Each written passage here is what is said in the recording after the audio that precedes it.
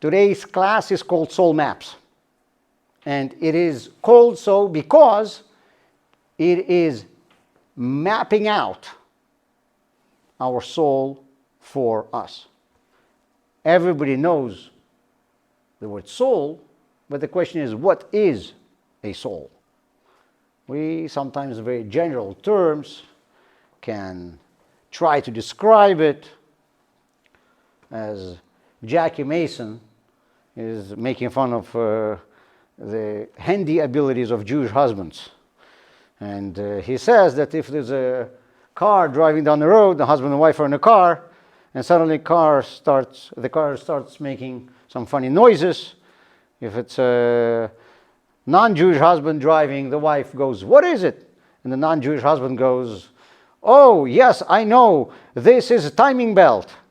And if it's a Jewish husband driving, the wife goes, "What's this noise?" He says, I'm pretty sure it's something under the hood." So, what is a soul? It's something under the hood. Well, yes, I know it's something under the hood. But what is it exactly? And this is what we are going to be talking about today. And now, if you know my classes already, I have a lot of toys. So I've noticed over the years that adults like playing with toys much more than kids. So I'm one of them. So if we look at the world, we usually see it in 3D. But then, if we look at a screen, a regular movie, or our TVs, our computers, really, what we see there is 2D. The screen is flat. Our understanding, our brain, adds another dimension, third dimension. So that's why they have 3D movies where you get special glasses. And even though you're looking at a flat screen, it allows you to add a third dimension. So, this world seems to us as a two-dimensional world, which is the only thing we see is the physical reality. Can we really perceive spirituality? If you are a person of a certain spiritual level, which I'm not, and if any one of you are, then I can promise you, you don't need these classes. You could go home now. But for other people like me, we need these glasses. And these glasses are the Torah. And specifically, we are going to be talking about the book of Tanya. This entire course is built on the book of Tanya. And this book is dedicated to explaining us what our souls are. And it's really covering many topics, but the main practical lessons that it derives is from explanation of the souls.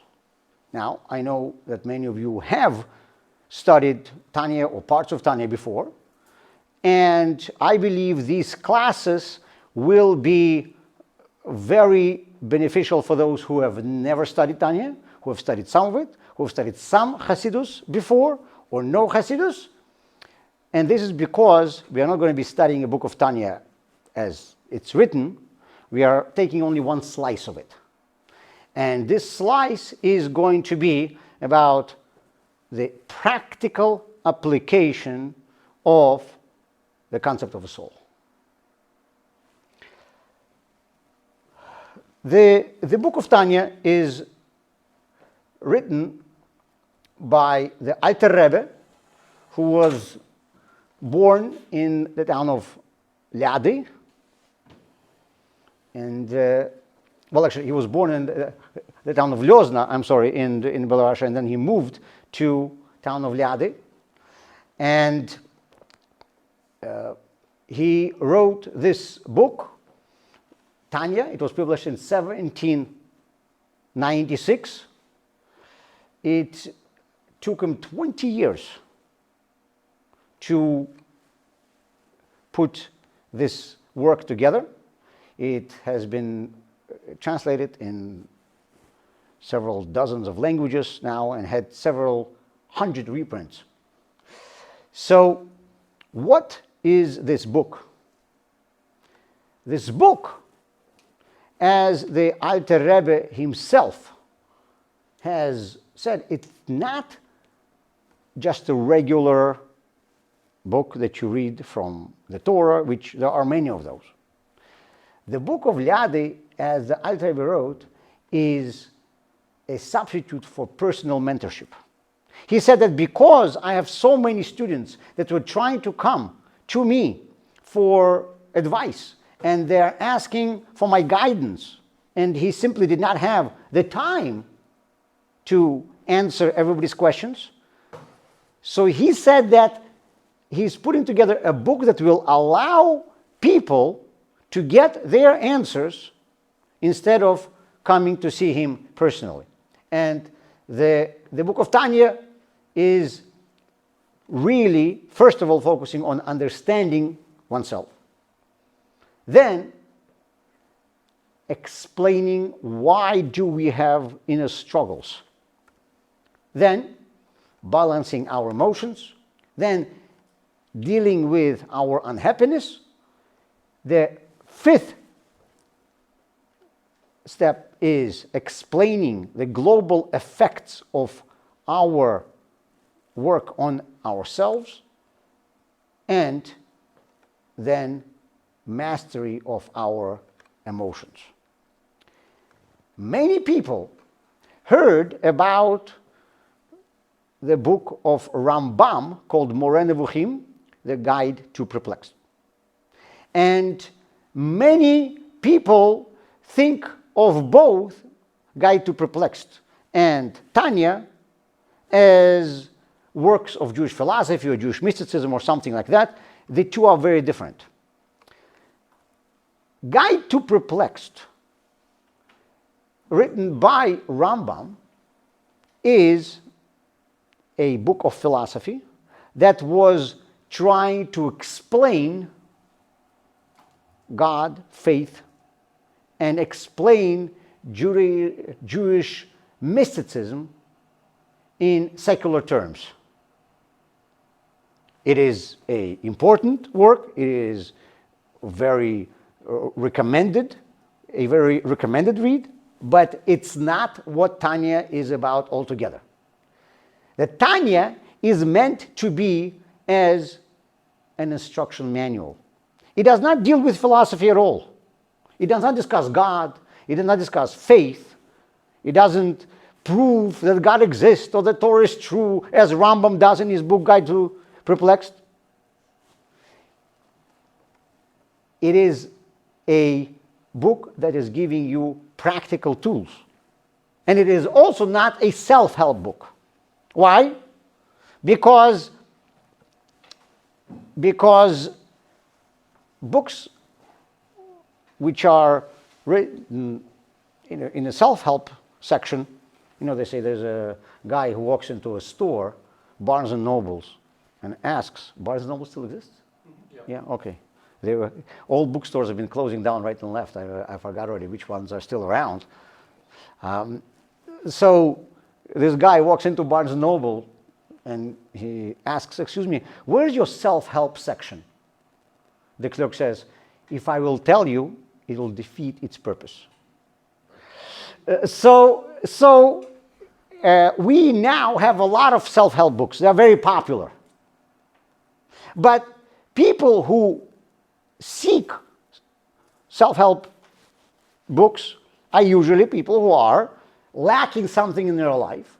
They are unhappy with something and they want to fix it. That's the whole idea.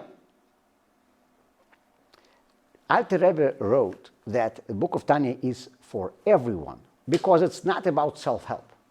It's not about fixing something in your life. It is about discovering an inner dimension of yourself and practical ways of doing so. So, yes? So what's the difference then if it's supposed to be to self-mentor versus self-help? Wouldn't they be intertwining by self-helping you sort of self-mentor yourself and vice versa? So what is the radical difference then? The difference is that it's a very good question. Self-help books usually help you in a specific area of life where you need help. I know that I am not good at organizing myself. So I get a self-help book on that. Or, I don't know, all of these famous people who wrote self-help books, Anthony Robbins and whoever it is, their books are, the most famous one, 7 Habits of Highly Effective, Influential People, 7 Habits of Highly Effective People, right? By Stephen Covey. By the way, this book has a lot of Jewish ideas in there. Also, even though Stephen Covey is really not Jewish, and I don't think he ever read the Torah, but it has the very opening of the book is saying that we are not human beings on spiritual journey. We are spiritual beings on a human journey. Just an interesting thought. So, but all of these books are written to help you with a specific area of life. Tanya is a book which is meant to help you discover your inner self. And if a person is organized enough or good enough in certain area, he does not need certain self-help books. He doesn't need that help. But everyone needs to discover his inner self. Everyone needs those 3D glasses. And that's the difference.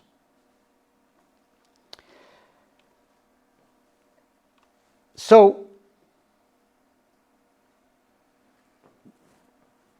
therefore, Tanya is not about religion. It doesn't tell you, anything about God creating the world, about history. It doesn't tell you, it doesn't debate the authenticity of anything. It is a book which is meant to help you to discover yourself. And we all heard the word Kabbalah, which is the teaching of Jewish mysticism. And Hasidus can be called the practical Kabbalah. In other words, Kabbalah is a very esoteric study. It really has very little to do with our practical life. Hasidus is the teaching that takes the practical side of it and brings it to us. And that helps us become better people. We always have literature sold all over how to make this better, how to make that better. You have a car, you need to take care of it. You have this gadget, you need to take care of it. And how to make your home more energy efficient. We always read about things, how to make everything around us better. Well, what about making ourselves better? That's what Tanya is for. And obviously, as I said, we will not study the entire book of Tanya. We have only 6 classes. The Alter Rebbe once was pondering one letter of his book for 6 weeks. That's one letter. We have 6 weeks for the whole course. So it's going to be just one slice of Tanya. So let's start. Imagine there is an alien which is landing. This is a space shuttle. And this green alien, as you see he's pretty happy. So this green alien comes and says, hey, I see you have here those creatures running around. They're called human. This alien meets you. You are the first human that this alien sees. And this alien is asking you, could you tell me about you guys? Who are humans? What do you like? How would you define a human to an alien? Or I could ask you a better question. When you go to a pet store and you want to get a new dog, let's say, right? Or you want to get a bird, you want to get anything, you will ask the owner about different pets, about different dogs. He'll tell you, this dog is quieter, this dog is more aggressive, this dog is kind, this dog is more loyal. He'll describe to you each dog, each breed, each type, each individual dog. So, if you would have to describe humans to this alien right here, what would you say? Would you tell him, the first question that he would want to know, if he's just coming to Earth, he doesn't know anything. He wants to know, are humans good or are they bad? Should I stay away from them? Should I be scared of them? Because this guy looks pretty nice and very happy, harmless. He won't hurt anyone. But my question is, he's asking, who are humans? I have here this little baby.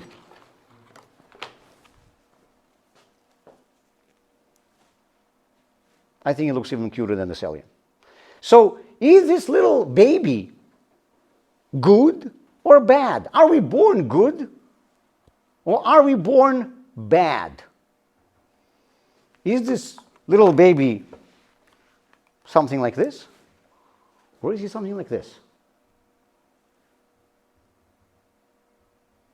Now, also, I want to know, hello. I cannot get up, I'm already standing. So are we good or are we bad? Or can we become good? Can we become bad? So what would you say? Any thoughts? We're born good. Yes. Inherently good. Okay.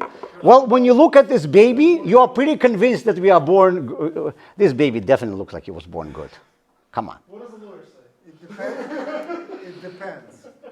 Eric is a real Jew. His answer is it depends. Okay. So. Doesn't Torah teach us that we're born bad? Okay, so you tell me. I think You're the Torah born. teaches we're born Your good. soul is pure Yes. when you're born, Yep. but there are babies that are born evil. Then, Okay, so in other words, Eric is saying that some humans are born good and some humans are born bad. Yes. Okay, that's okay. So this alien will be pretty interested by such an answer. Otherwise, we wouldn't have Yes, Alan, what do you say? bad. Otherwise, we wouldn't have a circumcision. No. Well, You're not- I wouldn't say that somebody who is uncircumcised is necessarily a bad person. I've met a couple of people who have been uncircumcised for whatever reason it is, and they're pretty decent human beings. Yeah, I'm not saying that. Before you say I've also met those who are circumcised and pretty rotten. Plus, women are not circumcised. that's why they're all good. We're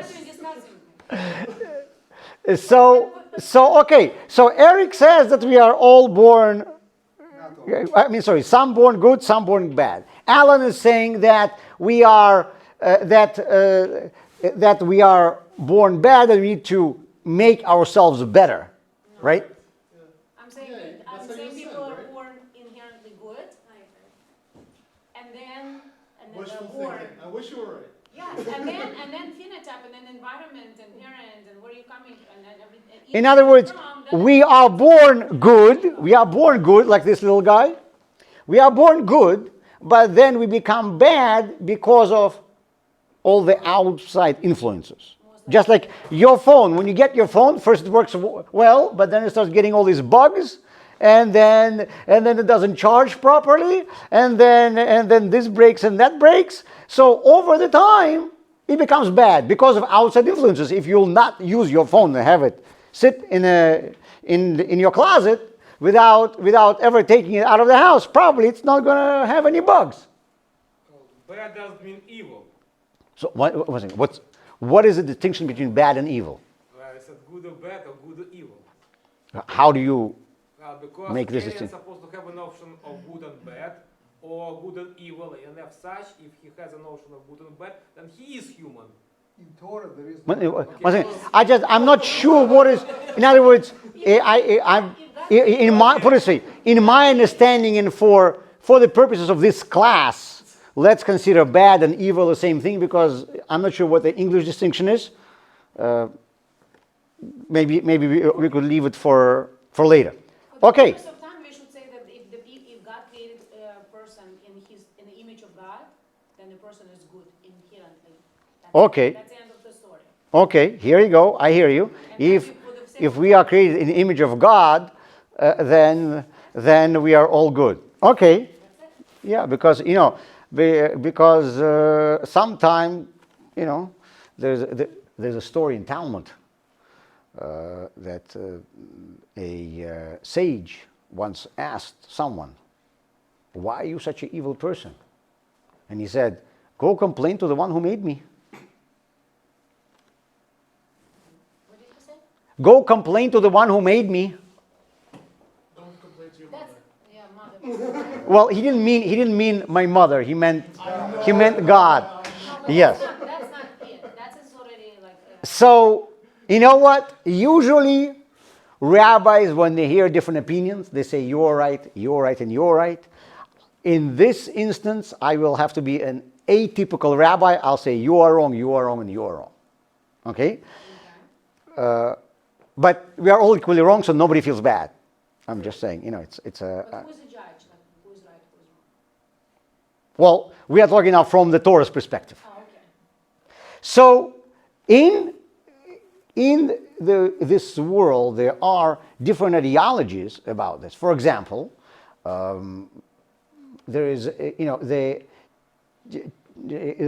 a school of thought which is usually associated with the liberal thinking, that people are inherently good unless they are being corrupted by outside influences. And this is why these ideas that poverty creates crime, we have these.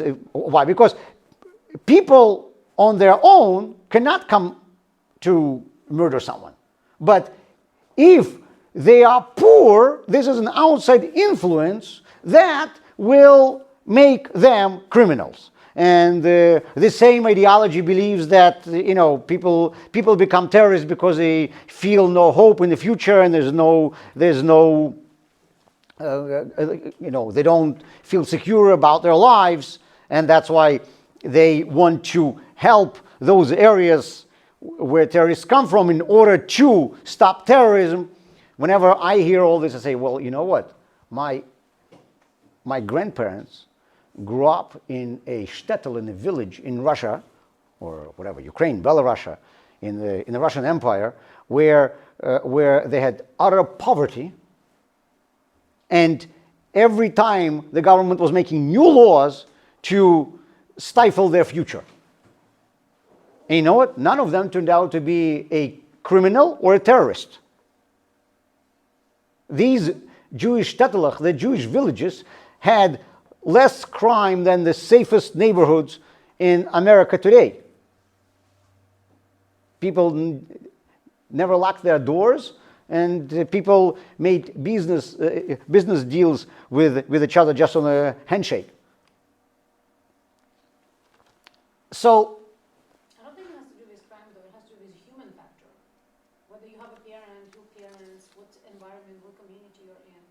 So, again, there is ideology that believes that people are born good and they become bad only because of outside influences. Then there is an ideology that believes that people are bad, they're inherently bad, and there's nothing you can do about it. And this is, for example, one of very prominent bearers of this idea is Christian thought. Because we are all born, according to Christianity, in sin, we are all sinners, that's why we all have to repent. As soon as a child is born, he has to repent because everybody's born bad. Otherwise, we are never learn people to repent because if they initially Okay, that pushes people to repent. Okay, and then there is an idea that people are born bad, but they can become good as a result of something. For example, this is why in the secular world there was a lot of emphasis on education. And when the Nazi Germany started murdering Jews, when they saw what was going on, everybody was surprised. This was the most educated country in the world. How could such educated people do such an evil thing? So people believe that education somehow makes people better. And once you go through a certain system, you become permanently good. You cannot do evil things anymore. Well, as we said already, the Torah is disagreeing with all three of these views. A, we are not born good. B, we are not born bad. C, we cannot become permanently good or permanently bad because of something that we do to ourselves, or because of some system that we go through, or because of something which is done to us. So my answer is correct, it depends. Yes. Eric has been coming to our classes enough to know to give the safest answer.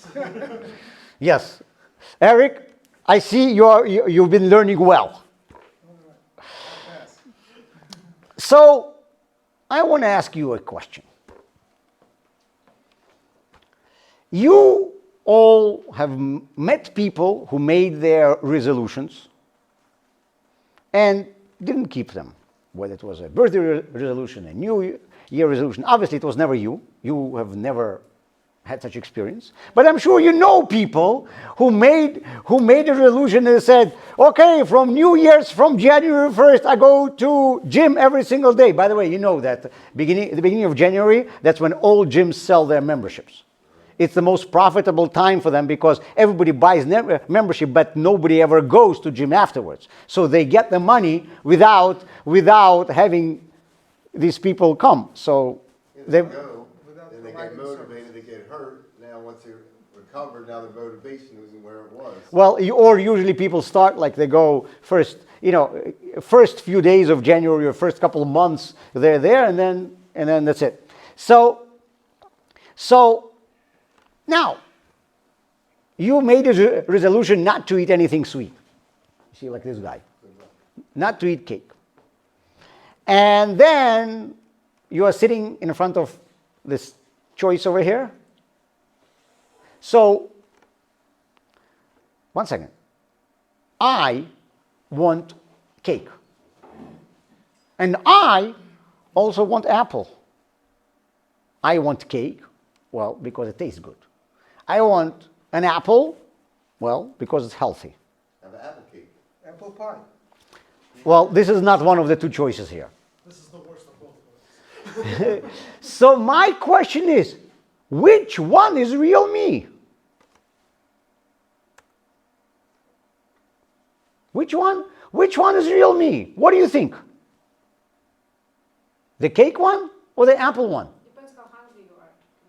That it depends on the person, right? One is a logical choice, the other one is an emotional Yeah, I choice. said it depends. So some people, you are saying some people, their real identity is this cake, and their apples, their desire for apple is superimposed, and for another person, his real identity is wanting apple, and his desire for this piece of cake is superimposed. Why I think should you're we? giving such a big credit to people for thinking so complicated. Why Because people should- just eat, take whatever it is, eat it, and then. But how can, Should why? identity be with kind of equal to desires? Is it desires equals to identity? Well, so, very good question. Are desires equal to my identity? So, very good question. But where do my desires come from? Or, here's another example. My alarm clock is ringing, and it is, well, according to this picture, it's 10:06 in the morning, and I'm still very, very tired. It's Shabbat morning, and we had a very lively Friday night meal the night before. We had a lot of guests, and it is 10:06 in the morning, and I have to get up because the services in the synagogue started already some time ago. And at least if I'll get up now, I might make it for the Torah reading. And I want to stay in bed because I'm tired, but I also want to get up. So which one is real me? The one that wants to stay in bed, because the second is so overconscious already. Because you're more of your consciousness. Doesn't matter. Well, Well, It's whatever more. so why is one me having two opposite desires? One is instant gratification and the other one is long term. I don't think it's a gratification. It's just one is like more natural, it's just No, easier. because And when you another wanna one is. wake up. Okay. it's instant gratification. So- Go to the shul. we're trying to compare biology and social One behavior, takes effort, right? more effort. Yeah. So I will tell you that the entire book of What else? the entire book of Tanya is based on the idea that we really have, each one of us has two souls. And we are going to be talking about these two souls that we have. So, really, there is two of you sitting here in front of me. Each one of you is double, so it's a W. So why is that? Like, why two souls? Why not? Why two souls? So we are going to be now talking about what are these two souls. First of all, the Alter Rebbe didn't invent this idea. It is based on a verse from Yeshayahu and in several other places. When God is speaking about one individual, God said, "Neshamot ani asiti." I made him souls in plural. Well, plural, minimum of plural is two. So it implies that a person has at least two souls. One of them is the animalistic soul, animal soul. The other one is called the godly soul. So let's talk about this animalistic soul. What is it? I want, because of this soul, whatever every animal wants, which is what? My desire for self-preservation, for life.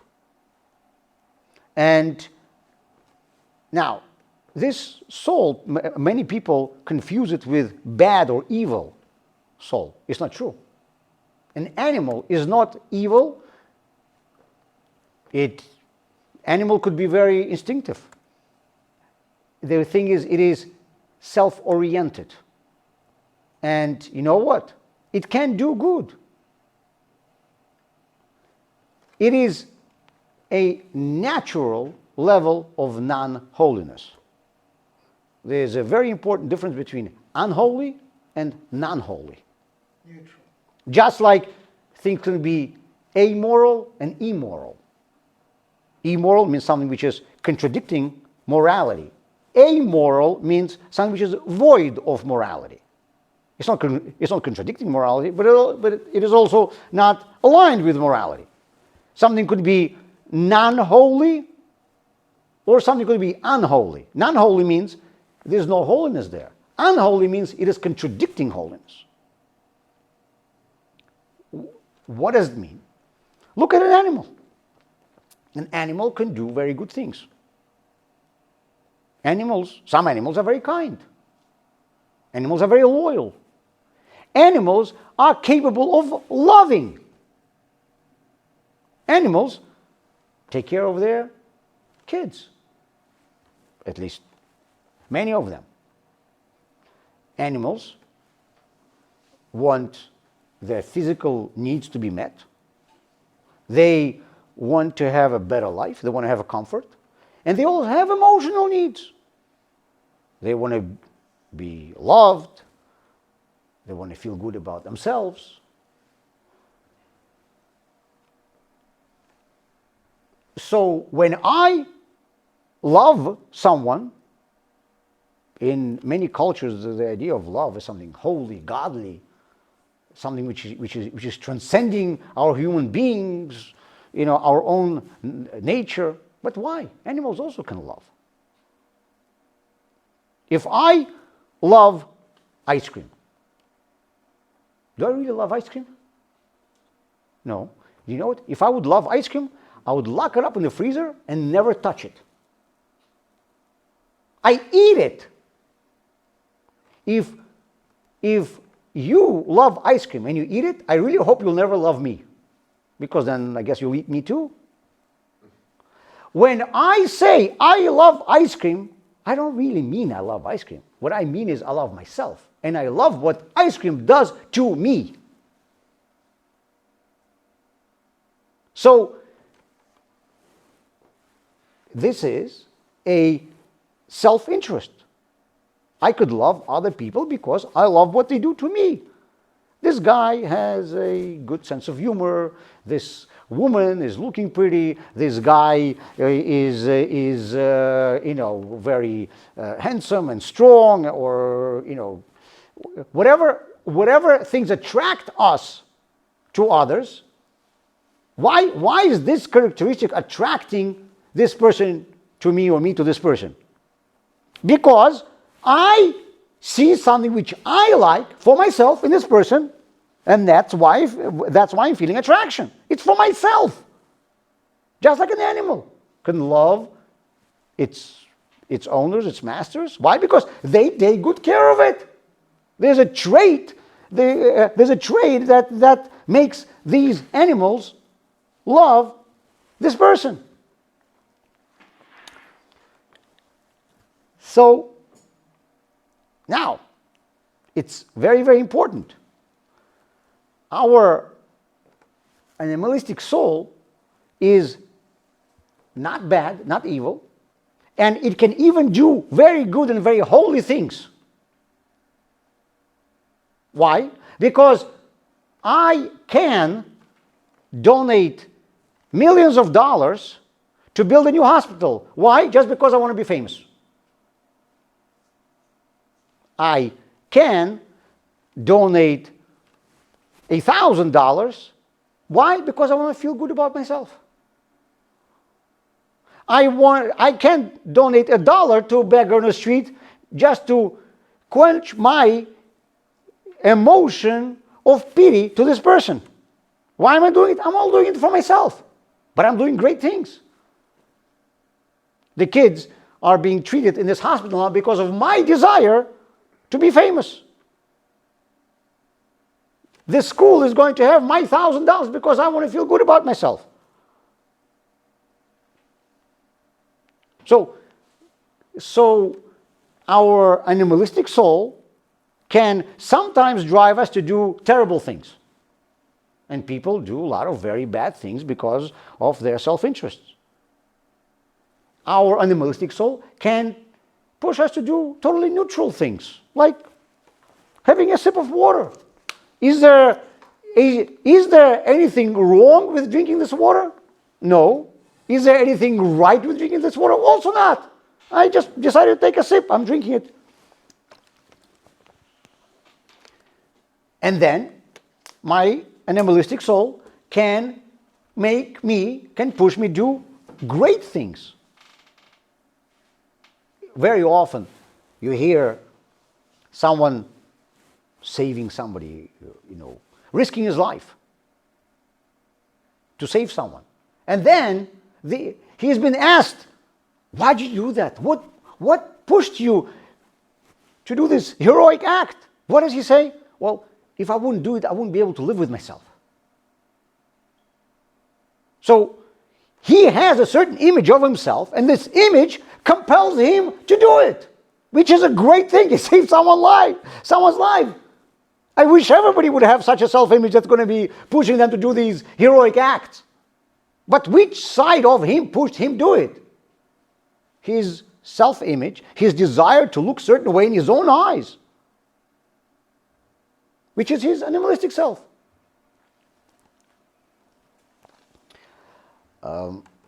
So, is selfishness a bad thing? It depends. If you are Karl Marx, then you believe that selfishness is a bad thing. Because he was trying to create the world without selfishness. That's why he wanted to eliminate money and private property and everything else. But then there's a system of capitalism, which probably most of us agree is a little better than communism. And the idea of capitalism is that I can use people's selfishness to compel them to do good things.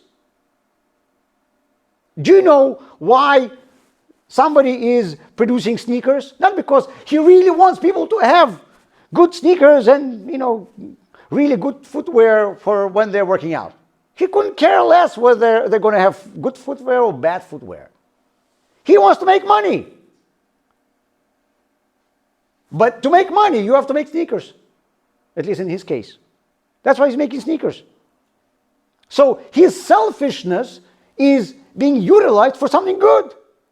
Is selfishness always utilized for good things? No.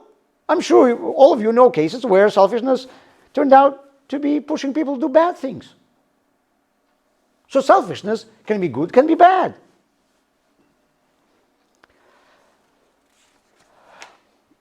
So now, So anytime somebody is trying to help someone, it's because they're selfish. not every time, but often. When we are doing good things, sometimes we are pushed, propelled by our animalistic self. And there's nothing wrong with it. Whenever people talk to me, they often say, this person, he does a mitzvah, but he doesn't do it from his pure heart. He doesn't really believe in it. He doesn't really want to do it. And I always tell people, first of all, who am I to judge whose desires are pure and whose desires are not pure? I have no clue and I will never know. I sometimes can't figure out whether my desires are pure or not. Never mind other people's, first of all. But second of all, if somebody does something good, I couldn't care less why he does it. Just like I brought an example of somebody donating money to build a hospital. I don't care why he built a hospital. Or smaller things. He helped his neighbor. He said hello to somebody. He smiled. He smiled at someone. He came to shul to put on tefillin. Why did he come to shul to put on tefillin? I know really he came to shul to put on tefillin only because he has an important meeting this afternoon and he wants to do a mitzvah to buy a favor from God. That's why he's putting on tefillin. You know what? Maybe that's true. So what? He's doing something good. So, but it's contradictory to your message because now it doesn't matter why, but you're bringing your animalistic yourself. So obviously you're paying attention at the intent of these people's actions. If it wouldn't matter, You just say good deed, doesn't matter, it's animalistic, it's A very good humanistic, question. it's evangelistic, whatever it is, just did it, thank you, move on. You know, this is what Yulia is saying is a very good point. There is a reason why the study of Jewish mysticism has been with the Jews throughout the history, and it was at the period of time when European Jews were experiencing a very, very difficult period. It was at the time when the European Jews were experiencing a very difficult period after Bogdan Khmelnytsky's pogroms, which were pretty much in most of Eastern Europe. This is when the study of Jewish mysticism has dwindled down. Why? Because while Jews were in their communities, attending proper yeshivas, they were getting proper education, they were studying the Jewish law, and they were studying mysticism as well. Or the ideas of mysticism were permeated throughout their study of the law and everything else. Talmud. But then, when Jews were experiencing difficult times, many of them weren't able to attend yeshivas. So this Jew is coming to his rabbi, and he tells him, Rabbi, please tell me if this is kosher or this is not kosher. The philosophy, soul, I couldn't care less. I want to know how to live as a proper Jew. I want to do right things according to the Torah. Tell me what to do. Don't tell me about my soul, my spirituality, my inner self. I couldn't care less. Why did they have such approach? This approach was correct because behavior is the main thing. So the code of Jewish law is talking only about behavior. Talmud is talking about what we need to do. And that is the bulk of the Jewish studies. And this is precisely why, your question is precisely explaining why the study of Jewish mysticism was put on the back burner at the times when Jews had to choose what to study because their resources were limited. Judaism is a behavioral system. You need to do the right things. That's number one. Then, once you do all the right things, or not once you do the right, but once you are working already on doing the right things, you can also work on making sure that your emotions are in line with them. But first, you need to pay attention to your actions. So why do my emotions have to be in line with what I like? Very good question. Contradicting, I don't. Very good question. We are going to get to that. We are going to get to that. Every single thing we read about Torah is your mitzvah, your deeds, speaking much louder than what your intentions That's are. right. So what- The Torah is talking about why are we mitzvahs. talking about all the intentions and Why are we talking about intentions? The book of Tanya is based on one verse in the Torah that says, this mitzvah, ki ha-mitzvah zot, this mitzvah is close to you. So the Alter Rebbe is saying that he's going to explain how is it that mitzvahs are close to us emotionally. And the Alter Rebbe is explaining to us how we can develop this closeness. And he says that there are two ways to do it, and he's going to explain both of them. But yes, primarily we need to pay attention to our actions, and our emotions are secondary. But they are also important. So, now,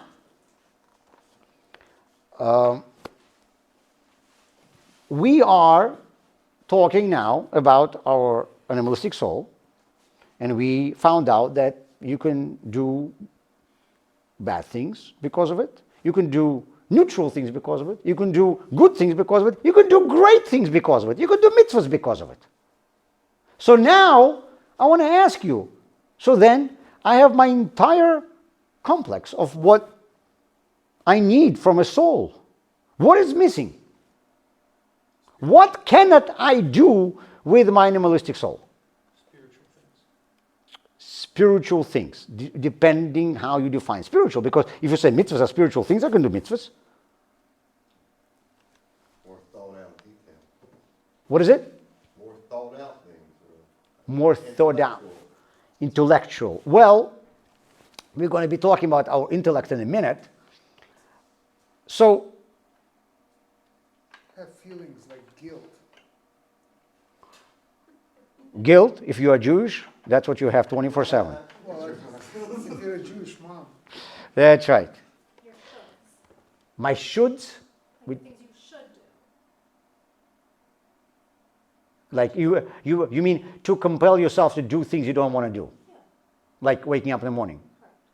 Well, my animalistic soul could make me wake up in the morning.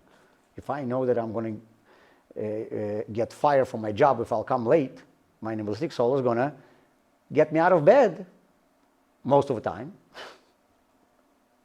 Like one thing, like in martial arts, you have the tiger and dragon, where the tiger, like here, he would block it. That would be out of instinct, but then we have a choice, would be the dragon.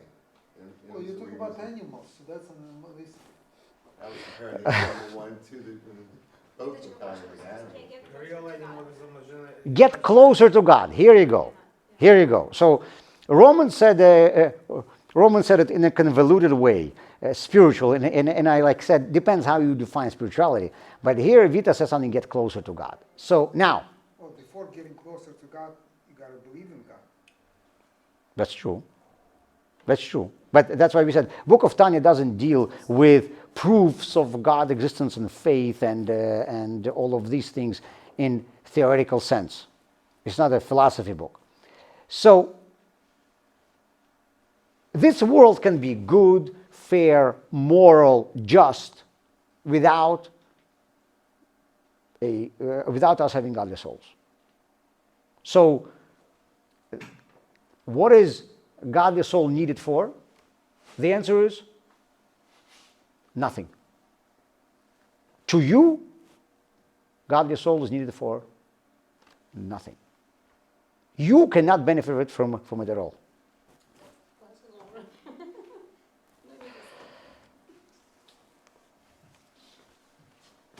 If your you is your self-interest, then there's nothing godly soul can do to you. Why?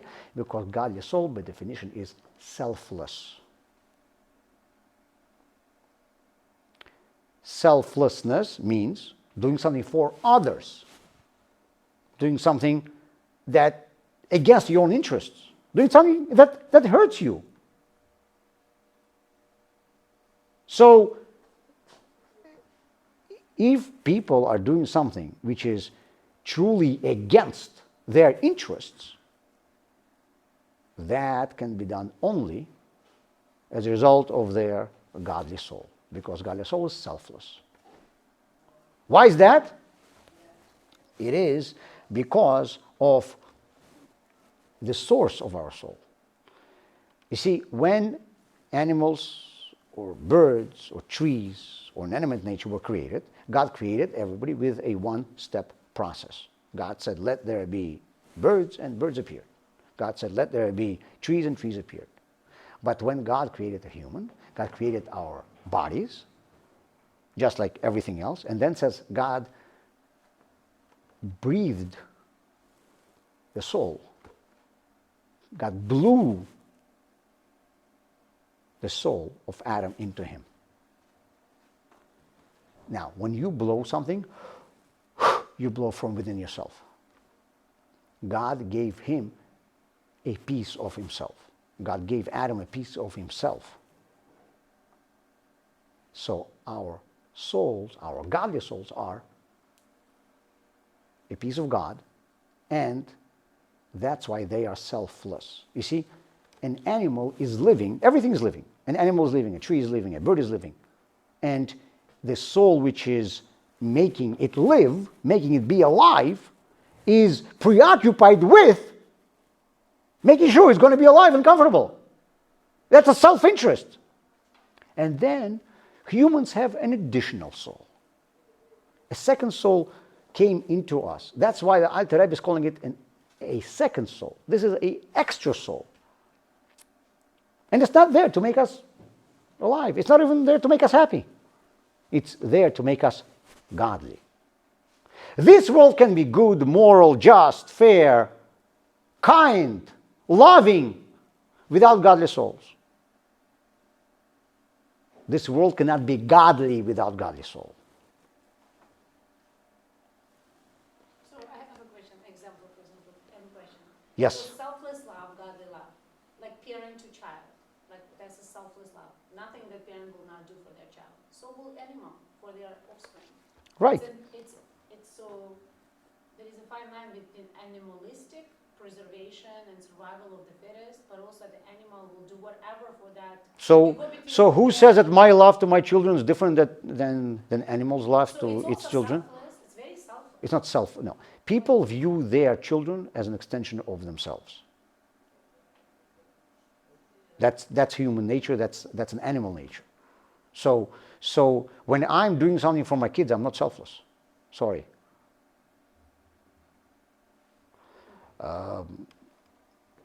Grandkids, a different story. No, I'm kidding.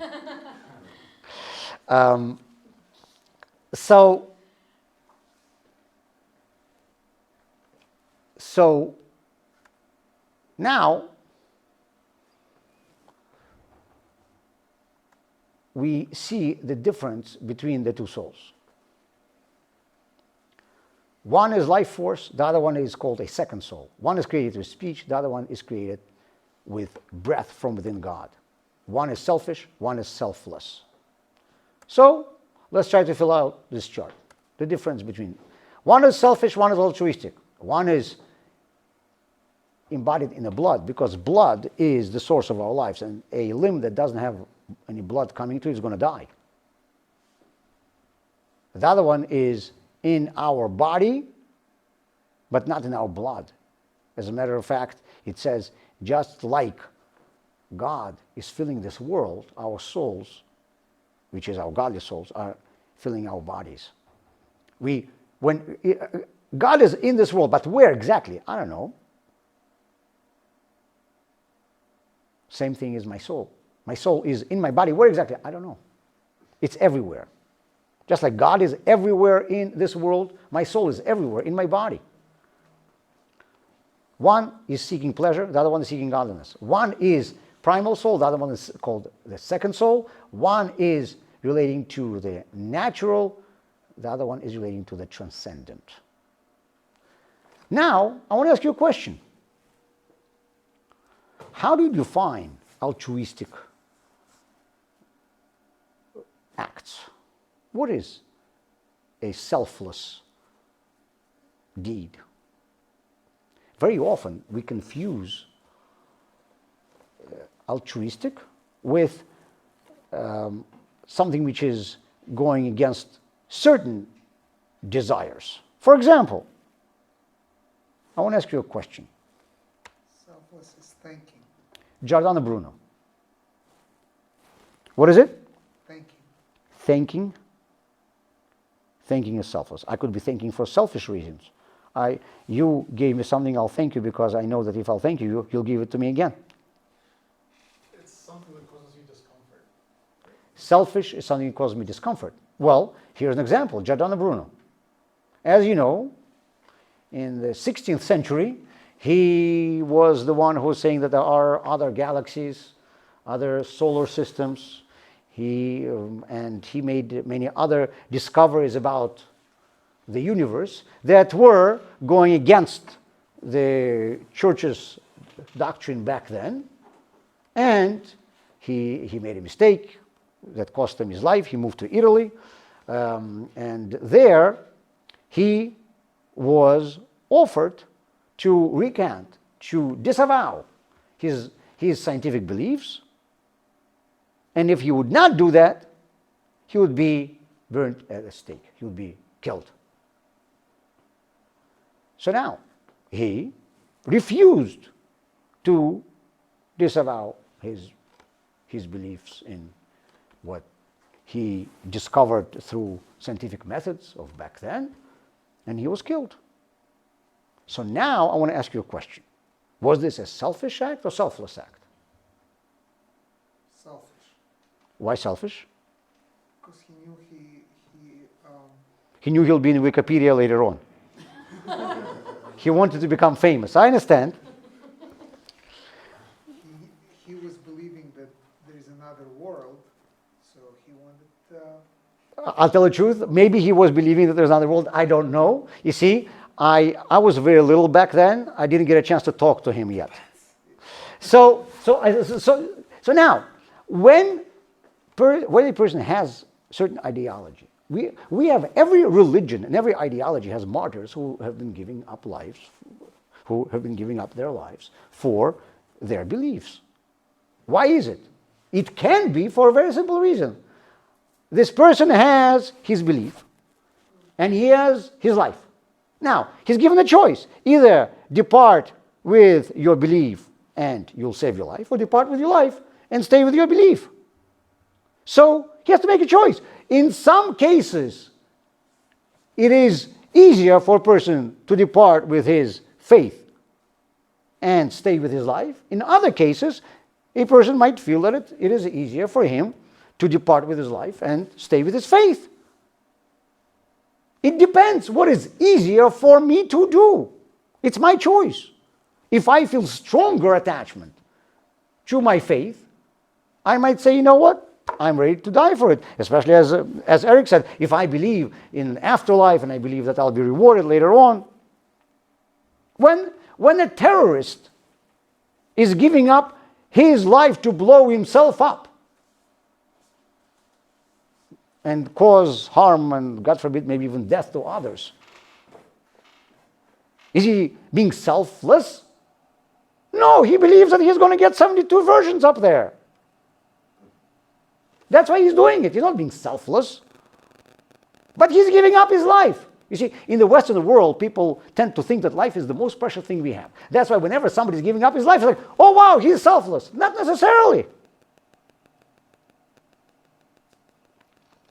So, world selflessness is used very loose in our society. But in the Torah, selflessness is described something which is going truly against your interest. For example, by the way, we were speaking about people giving up their lives for their beliefs. Interestingly enough, the Alter Rebbe, in his book of Tanya, is saying that if a Jew who believes in something is giving up his life for whatever he believes, that's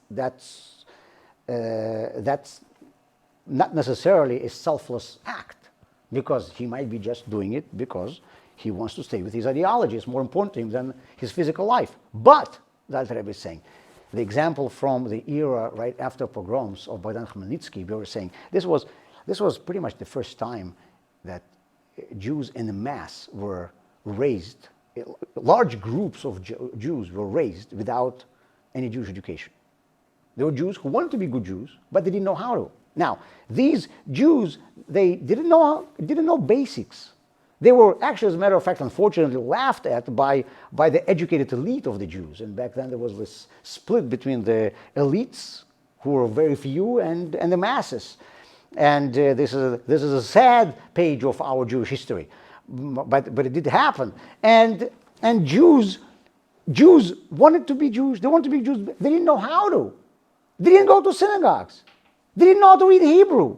They were actually chastised by other Jews. Other Jews, the educated elite, were often calling them non-Jews. They were calling them goyim. Now, and then the Christian church was always trying to convert Jews to their faith. Thought, oh, that's our golden opportunity. Why? Because till now Jews were raised in their faith, and obviously nobody would give up their faith. Christians who were raised in their faith would never give up their faith, so Jews also didn't. That's what they thought. But now, when there's a large number of Jews who were not raised in Jewish faith, they actually don't even know how to practice their faith, they know nothing about their faith, and they're laughed at by their own rabbis, the educated elite of their community. So now we couldn't get them. And this is when they came to the Jews en masse, and they were trying to convert them, and Jews were refusing in the vast majority of cases. They were refusing to give up their Judaism. But one second, what's their Judaism? They know nothing about their Judaism. They only know that they're Jewish. That's the only thing they know. They don't even know what it means to be Jewish.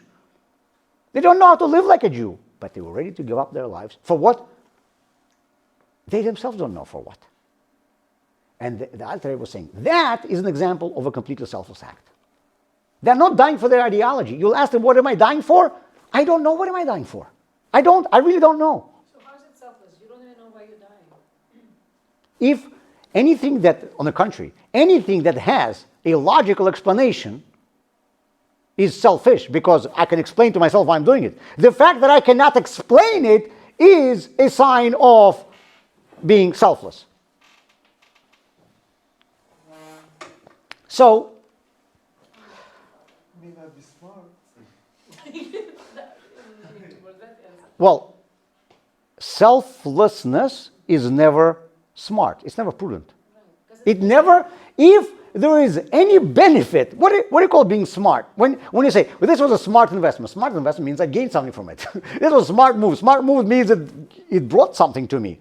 If I did a move that made me lose everything I had, that wasn't a smart move. We call smart things that I gained something from. Yes, anything that the godly soul compels me to do is not smart, in this sense, because it is going against my interests. Is it really just the interest for that person who didn't do smart or smart? Or is it general? Have you done anything better for the world or for whatever it is, whatever your act brought to the reality? If you've done something, you have no even idea why you're doing it. It's not just smart because you have gained or didn't gain. Nobody gained. Like nobody even understands why it's done. Like, So, how is it smart or not smart? so I'm not saying that every stupid move is selfless. There are many stupid moves which are quite selfish. But sometimes we are doing things which are against our own interests, and we can't even explain ourselves why we're doing it. And that is the way how I can know that somebody is being selfless. In other words, if somebody does a mitzvah that he has, if somebody, put it this way, I am, like I said, I will never judge anyone's motives, and I will never take upon myself to decide whether somebody is selfish or selfless. But there are some telltale signs. And now, by the way, I make a point to speak to you in theory. I would never say, oh, this guy is doing something, well, he's doing it for whatever reason, selfish, selfless, I don't know, whatever. I would never know. But I can probably assume that there is a huge gray area where I will never know, probably nobody will ever know. But then there are some acts which I know for sure selfless, and then there are some acts which I know for sure are selfish. Okay? So a sign of a selfless act if it brings no benefit to me. So if, now, a person might be mistaken. He might think that something brings a benefit and it doesn't, or the other way around. So you need to also take into account his own calculation. Yeah. So, for example, for practical example. Yes. Like, in the Torah, it says which things you should give your life for, All right. right? So if people don't know those things, and they're just being stubborn, somebody told them, you know, go pick this up, and I'm like, no, I'm not going to pick it up. And they're like, well, I'll kill you if you don't pick it up. Okay, kill me. Well, that's a stupid thing to do. Okay. But if he gives up his life because of something that's in Torah, because he cannot do, idling, right? Idol worshipping. Right. Idol worship. Right. Well, that's something that he should, if he cannot do idol worshipping, or he should give up his life. But if he doesn't know that, right, like you're saying, a lot of Jews died because they didn't know why they were dying. well, if they were dying for stupid things, that's not really selfish. That's just being Well, in this stubborn. case, they were not dying for stupid. They were dying because they were told if they will not convert, they'll be killed. So this is specifically something that Torah is telling us we are not allowed to do, and we Right. are obligated to give up our lives, not to convert to other religions. They Right. didn't know that Well, they Torah knew is that. saying- They knew enough. They didn't get any Jewish education, but they knew that you're not supposed to bow down to a cross. Put it this way. So okay, let's move on. I wanna cover one more topic. So the Alter Rebbe is explaining to us that if we are having two souls, this is an explanation why we are having conflicting desires. You see, other religions very often come to you and promise tranquility and peace of mind if you will follow them. Once you will convert to our religion, you'll adopt our ideology, you're gonna attain a state of peace and quiet. The Torah is saying the exact opposite. The Torah is explaining why this state of being torn by different opposite desires is a normal thing. That's because we have this godly soul. Yes, one part of me might want one thing, another part of me might want another thing. And that is being a human with two souls. And the Alter Rebbe is explaining to us that the two souls are battling, like two kings are fighting over one city. And this is very important to us now because I can promise you, many people would want to live in a world with no criminals, nobody doing anything bad, nobody being selfish, nobody stealing from anyone, nobody cheating. And people are trying to figure out, how do we make this world? Oh, if I'll do this, then people will stop doing bad things. That's Rebbe saying, no. It's a human nature. We always have a part of us that wants to do bad things. And that's fine. We just need to know that it is our animalistic soul.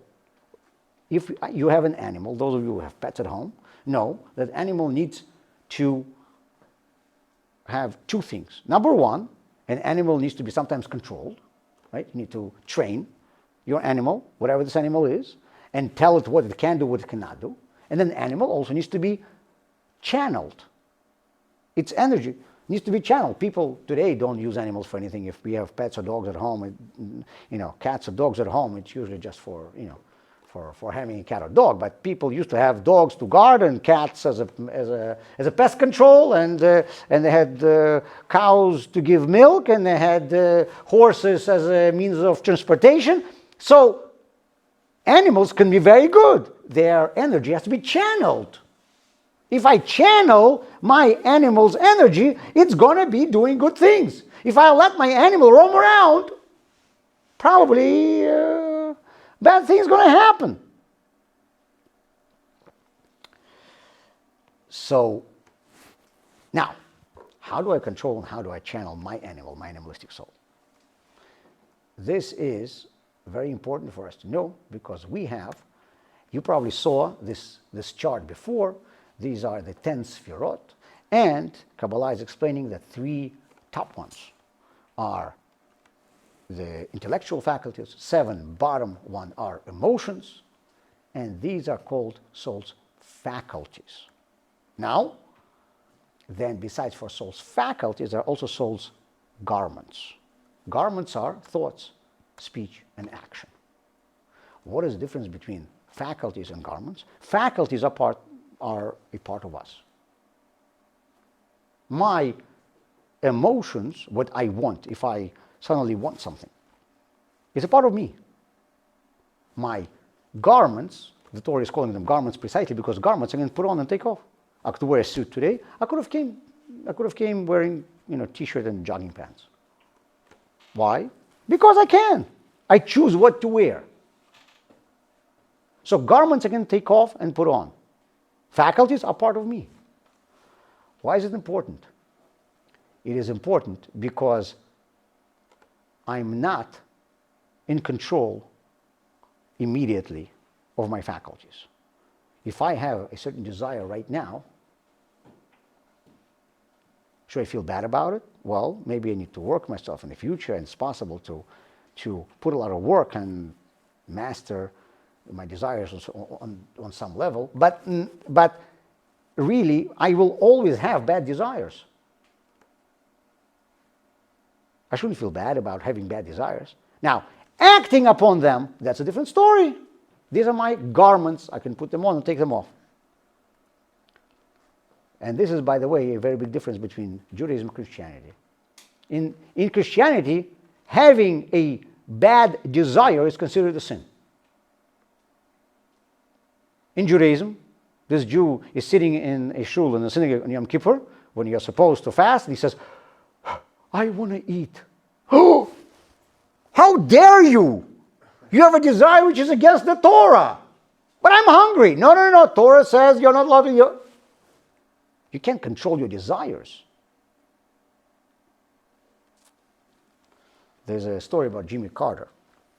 Jimmy Carter, was not a very big friend of Jews in Israel, but this story actually says something very, very positive about him.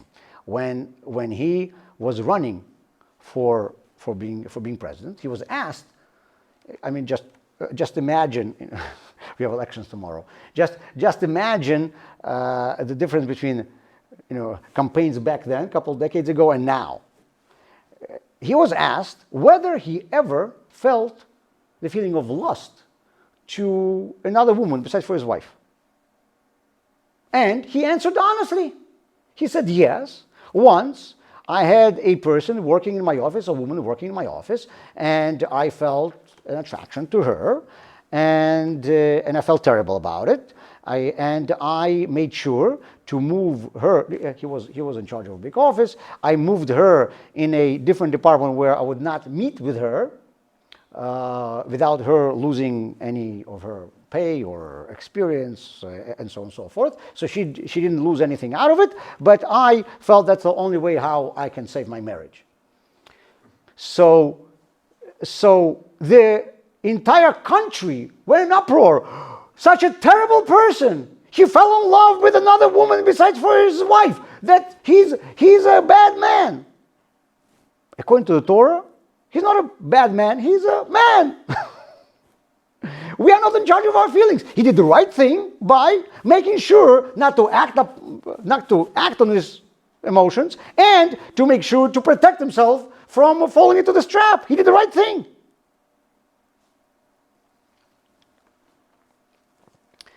So now we understand the difference between our soul faculties and soul garments. And as we see here, they could be good or they could be bad. It's up to us. I can choose.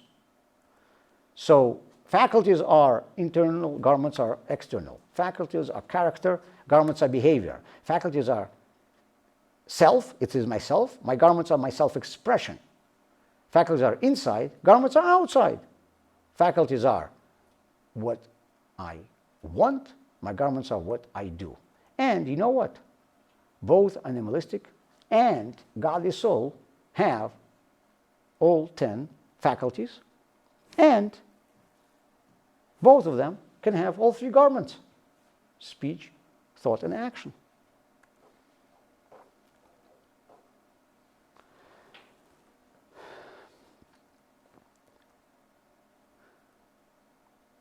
And all of it can be good or bad.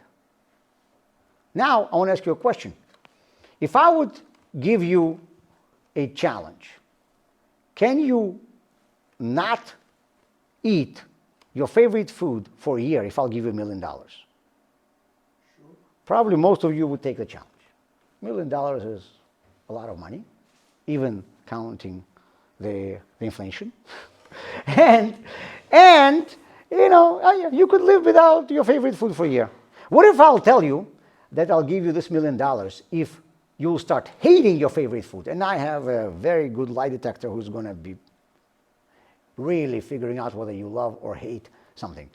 So, will you take this challenge? Because if you fail, you'll have to pay me $1 million.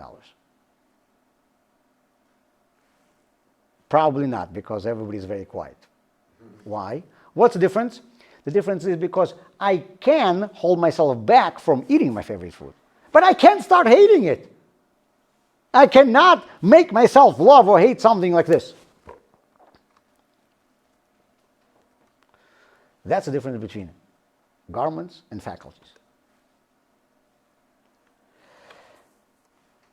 And the Torah is telling us that our garments is the main thing which we need to focus on, and this is specifically what Yulia was mentioning before, that my actions is the main thing which determines whether I'm doing what a Jew is supposed to, whether I'm living like a Jew is supposed to. Whether you like it or not. Whether I like it or not. That's right. If I hate matzah but I eat it on Pesach, I fulfill a mitzvah. If I love matzah but I don't eat it, I don't fulfill a mitzvah. But I love it. The mitzvah is not to love, the mitzvah is to eat. So now we understand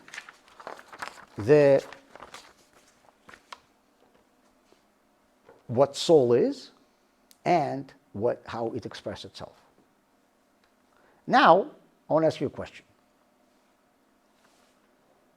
There are some things which are non-holy, and then there are things which are holy, and then there are things which are unholy. You remember we spoke about it. And the Torah is explaining to us that really vast majority of this world is this middle area, which is not unholy, just non-holy. And it is our job to change it into something holy. So my animalistic soul is not unholy, it is non-holy. My goal is to make it do holy things. I can make my animalistic soul want to do the right things. This is what we do with kids. We tell them, if you get an A, I'm going to buy you a prize. Now, I make them want to get an A. If you'll clean your room, I will let you go outside. Now they want to clean the room. I'm manipulating them. Education, raising children is an art of manipulation. You manipulate them. You know what? We manipulate adults also. Every single one of you sitting here is being manipulated by your boss or your clients. Your client or your boss says, if you'll do A, B, and C, I'll give you money. Now you want to do A, B, and C. So just like we manipulate our kids, just like our bosses at work or our clients in the business manipulate us, we need to manipulate our non-holy animalistic soul.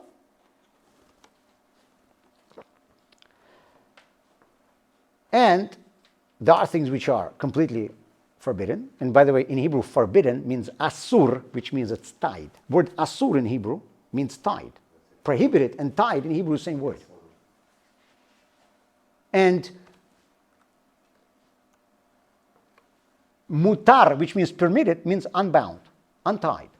Why? Because things which are tied down, I cannot elevate them.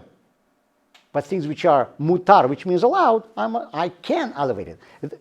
I can elevate them. They are not holy. They are not holy, but they are not holy.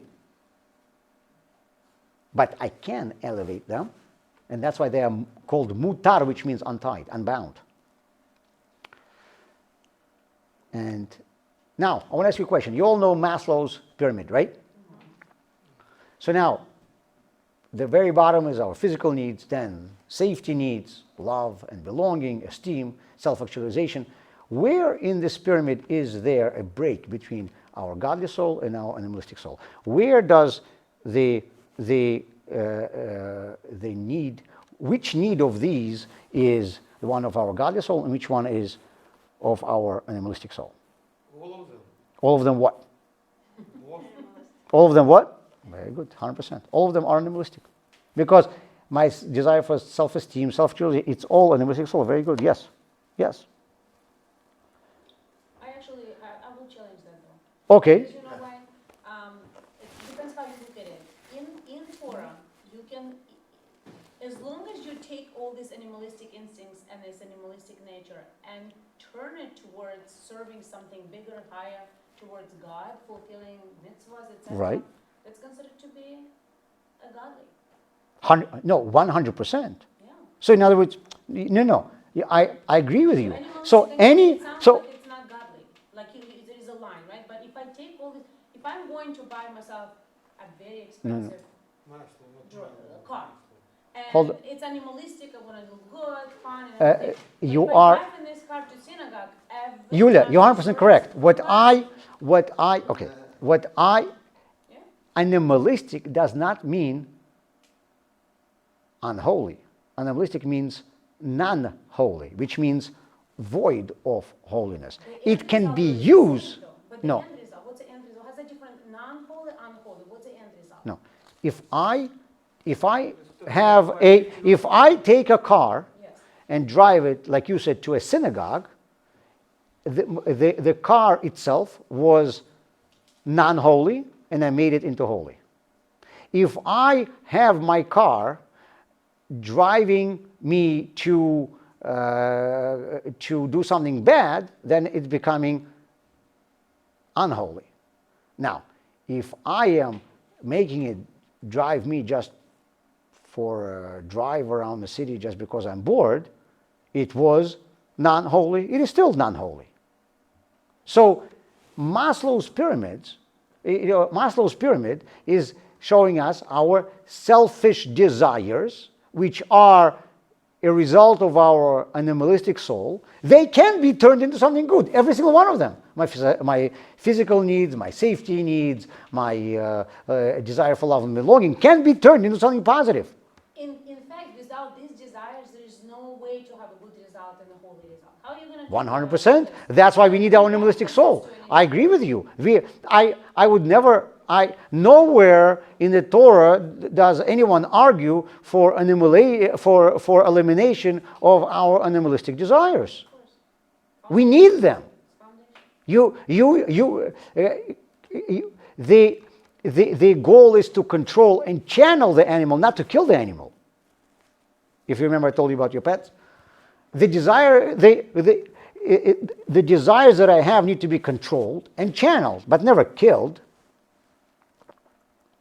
So now, let's go over what we learned today. Key points. Number one,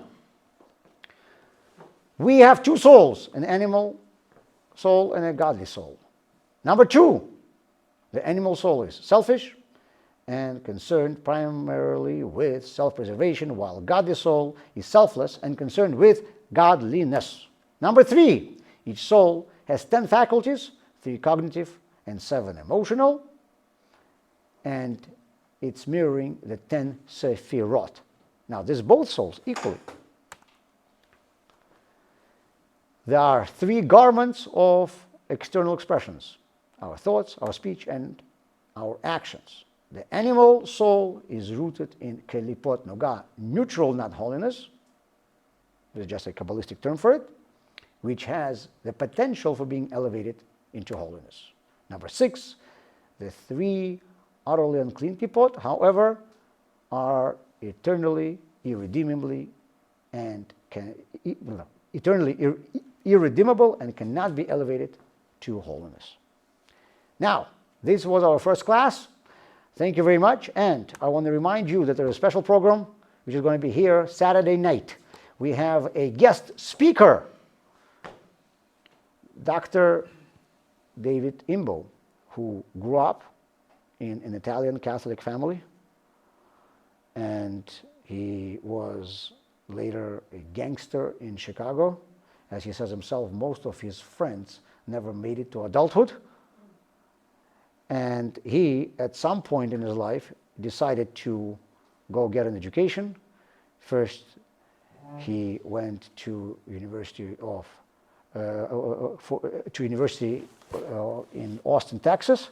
I think University of Texas, and then later he got his PhD from Harvard University in theoretical physics.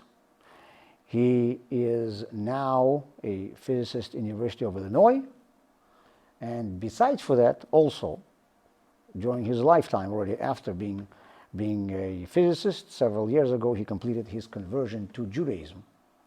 He became an observant Jew, as you see his picture here with a long beard, even I think longer than mine. And he's going to be our guest speaker here this Saturday night for a Malav Malka dinner. We're going to have a nice dinner here, and we're going to have him speak, and we're also going to have kids program, and it is also going to be our official welcoming of Rabbi Epstein and Moshe Epstein to our community. As you know, they moved here recently. Now, and I also hope to see you here next week, same time, same place. And like I said, please sign up. If you sign up, you get the recordings of each class. And if you have any questions, I'm happy to answer them now.